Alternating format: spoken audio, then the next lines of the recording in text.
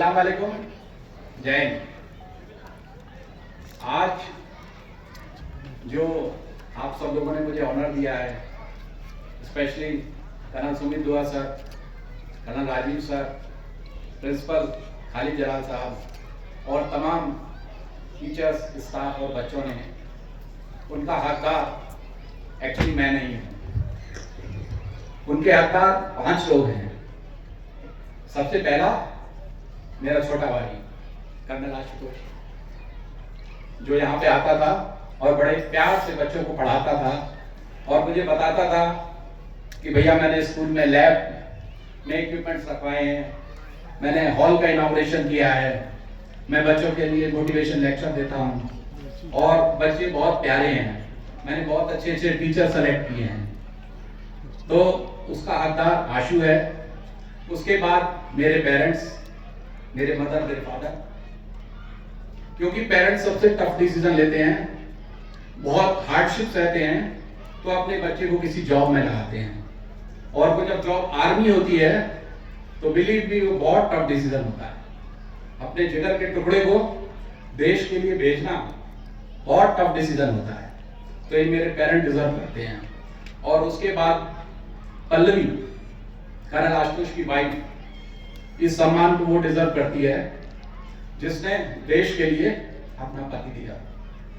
और मैं कैसे भूल सकता हूं उस तमन्ना को जो मुझे बड़े पापा कहती है और अपने पापा की यादों के सहारे अपनी जिंदगी काट रही है। मुझे माफ कीजिएगा अगर मैं थोड़ा इमोशनल हो जाऊं।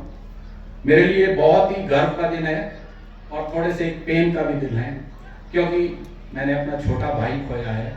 और छोटा भाई जो कि 1 साल 5.5 महीने, 1.5 years मुझसे छोटा था। तो मेरा दोस्त ज्यादा था और भाई कम था।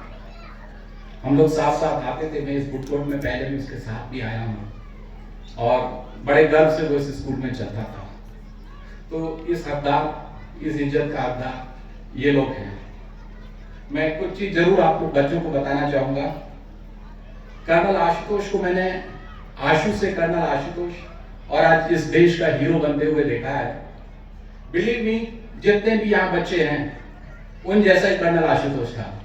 हमारे फैमिली में सबसे छोटा था, मेरी बड़ी सिस्टर है, फिर मैं हूँ और फिर कर्नल आशुतोष। छोटा बच्चा माँ का बड़ा दुलारा होता है और हम दोनों बड़े भाई बहन उसको मिलकर डराते थे। बचपन में बहुत डरपोक था। तो अगर आपके जिनके बच्चे कोई डरपोक है तो आप कर्नल आशुतोष जैसा बहादुर भी बन सकते हैं। एक चीज जो कर्नल आशुतोष के बारे में बहुत ही अलग है, हम बच्चे हैं, हम सभी बच्चे, चाहे बुजुर्ग चाहे जवान, किसी भी अच्छी चीज के लिए या जो चीज हमें चाहिए होती है उसके लिए एफर्ट डालते हैं। 1 बार 2 बार 3 बार डिमोटिवेट हो जाते हैं, छोड़ देते हैं, रास्ता बदल देते हैं। बच्चे डिप्रेशन में आ जाते हैं, बच्चे सुसाइडल अटेम्प्ट करते हैं। कर्नल आशुतोष ने एक ही जिंदगी का लक्ष्य बनाया था, वो इंडियन आर्मी ज्वाइन करने का। और वो उस लक्ष्य के पीछे लगा रहा, वो उस अपने गोल के पीछे लगा रहा जब तक उसको नहीं मिल गया। कर्नल आशुतोष 12 बार आर्मी इंटरव्यू से रिजेक्ट हुआ था, 12 बार। यानी कि 6 साल वो आर्मी की तैयारी करता था और हर बार वो रिजेक्ट हो जाता था। रोता हुआ घर आता था, मैं उसको स्टेशन लेने जाता था तो कहता था भैया तुम चिंता मत करो, मेरे पे विश्वास रखो, मैं तुम सबका नाम बहुत ऊंचा करूंगा। और मेरे ख्याल से आज इससे बड़ा दिन मेरे लिए नहीं हो सकता।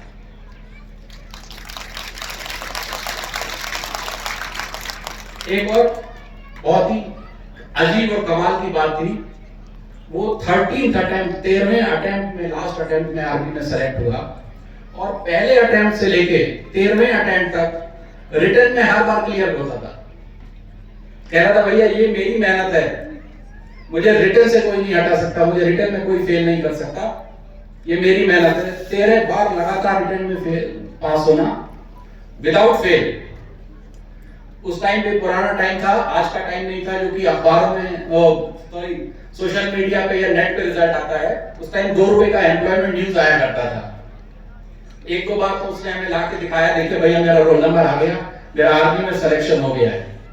फिर उसके बाद वो अखबार भी लेने नहीं जाता था।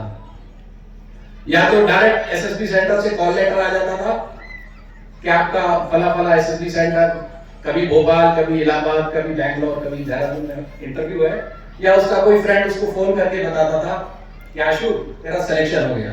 कहता था कोई नई बात हो तो बता। बट 12 बार रिजेक्ट हुआ। हर बार एसएसबी सेंटर पे सैल्यूट करके आता था, कहता था एक बार मैं यही सेलेक्ट हो गया हुआ। तो आप सबको सीखने के लिए यह है कि जब कर्नल आशुतोष 13 अटेम्प्ट में सेलेक्ट होके और यहां पहुंच सकता है, इतना बड़ा आर्मी का जाबाज अफसर बन सकता है, जो एक डरपोक बच्चा रात को मम्मी की तरफ मुंह करके रात भर सुनता रहता था कि मुझे भूत आ जाएगा, हम डराते थे उसको, वो यहां पहुंच सकता है। तो मैं देखता हूं कि हर बच्चा इस जगह पहुंच सकता है।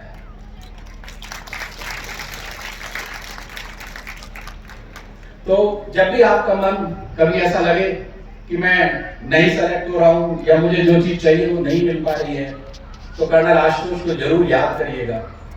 कर्नल आशुतोष के व्हाट्सएप स्टेटस को याद रखिएगा। अगर आप लोग गूगल भी करेंगे तो कर्नल आशुतोष का लास्ट व्हाट्सएप स्टेटस, तो आपको एक लाइन की फोटो दिखाई देगी जिसके मुंह पे ब्लड लगा हुआ है और उसके नीचे लाइन लिखी हुई है, जिंदगी को परखने की गुस्ताखी ना करना, हौसले को परखने की गुस्ताखी ना करना, पहले भी तूफानों का रुख मोड़ चुका हूं। आप सब में एक कर्नल आशुतोष है,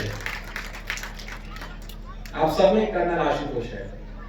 और आज मैं कर्नल आशुतोष के परिवार की तरफ से इस स्कूल को, आप सब प्यारे बच्चों को 11,000 रुपीज एक टोकन अमाउंट देना चाहता हूं। मेरा प्यार स्वीकार कीजिएगा।